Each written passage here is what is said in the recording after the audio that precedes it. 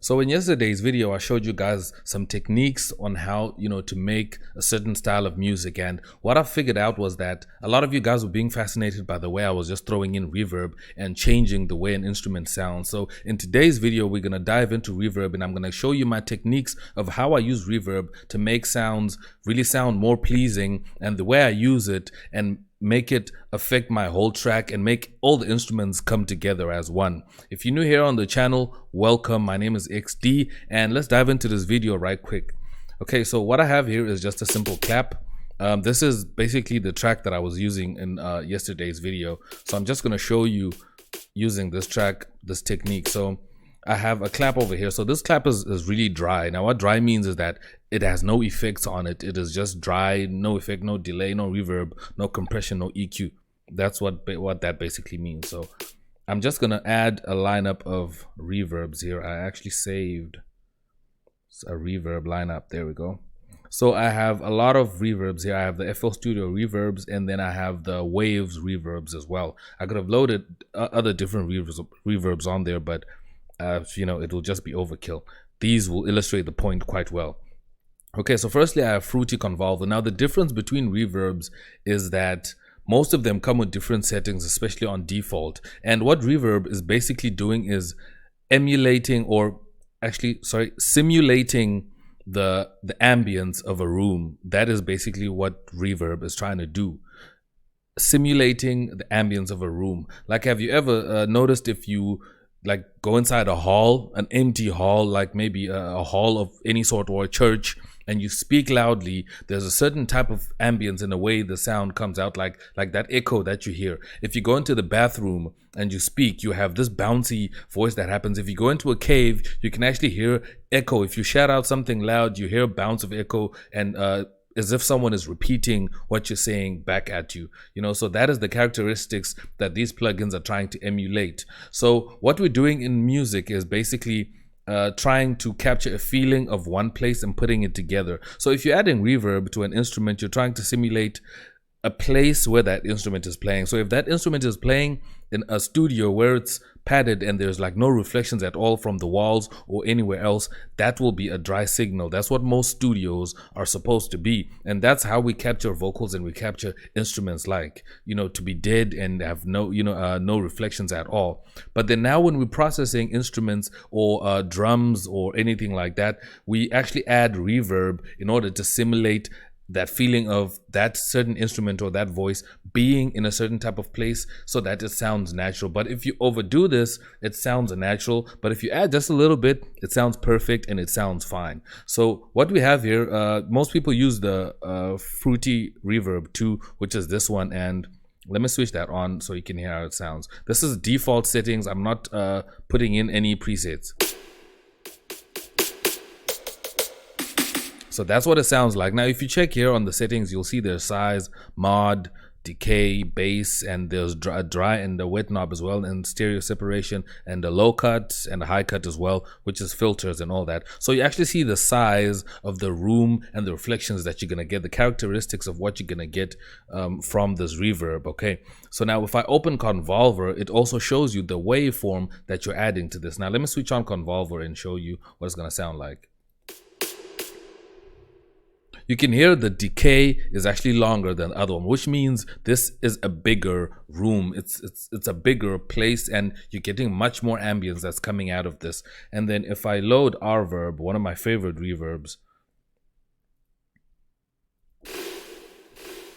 Okay, it sounds like that because it's all the way wet. If I can just come here on the wet and lower it all the way to 0, it's not affecting. Now just pay attention to this as I raise this.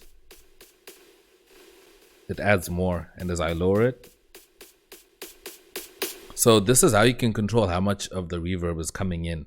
So you also have your EQ over here and another EQ. Well, that's reverb damping is, and another EQ here. And then the time response, if you wanted to delay a little bit before it actually starts happening, or you wanted to, to start happening immediately. That's the thing. So usually when you're working with a lot of instruments, like multiple instruments, what you want to do is you want to make a send.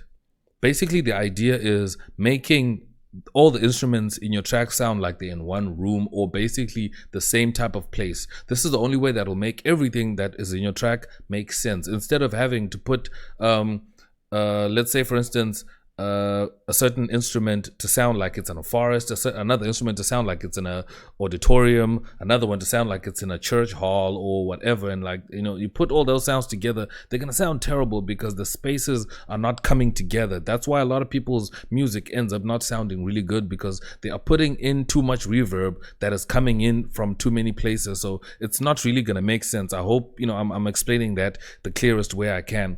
But that's basically what you don't want to do. You want to avoid that. So usually what I do is I make a send. Let me just dock this to the right. Is I make a send and I put the most powerful reverb that I have. Like, let's say for instance I use Convolver most of the time. If I'm using reverb 2, I usually raise up the decay and I increase the size to make it really big, so that now when I'm sending my tracks to this, like for instance if I can pick another instrument, okay, like for instance, let me say this one, I can just switch off all these.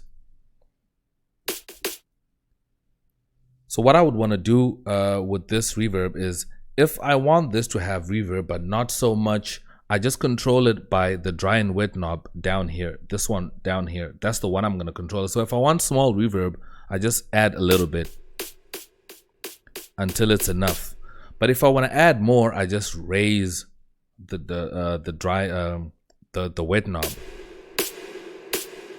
and then I have a lot of it. So instead of me adding a shorter reverb that's gonna have a different texture and then adding a longer reverb that has a different texture as well, it's not really gonna make sense. It's gonna throw off the whole, you know, the whole combining of the sounds and the way my sounds are gonna come together as a whole as well. You know what I mean? So that's, you don't want to do that. That's how you want to use reverb in your music, by doing this. So whenever you're trying to use reverb, always keep this in mind, that you want everything to sound like it's in one place. And using 1,000 reverbs is not usually, you know, a good idea if you don't really understand how reverbs work, or you don't know how to set them properly. You can use different reverbs if you want to.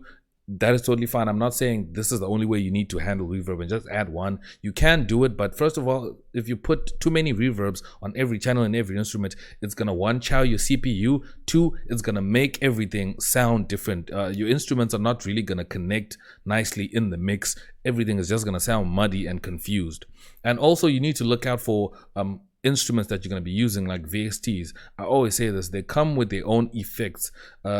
Nexus comes with a lot of reverb and a lot of delays in the sounds. You need to switch that off so that you can control and send to your reverb. So for instance, if you hear that a sound is coming with a reverb already, do not now add a reverb on top of that reverb. You're just gonna destroy that sound. It's just gonna, you know, not sound good. But switch off the reverb on the VST that you're using, and then put on the reverb that you're sending the track to, or choose the reverb that you want to use it on. So I hope this is really clear about reverb, because I feel a lot of people fail in the mixing and the mastering because there is too much reverb, different reverbs. You might add Valhalla, you might add Fab Filter Verb, or you add this verb or FL Studio Verb, and then all of these reverbs coming together is just going to cause confusion.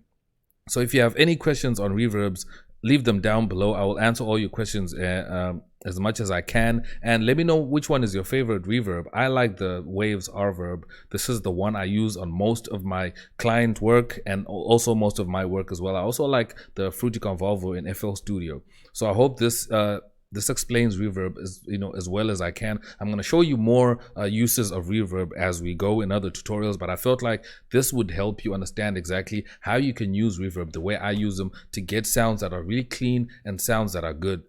Thank you so much for watching. I'm going to check you guys in my next video. I am X and I'm out. Peace.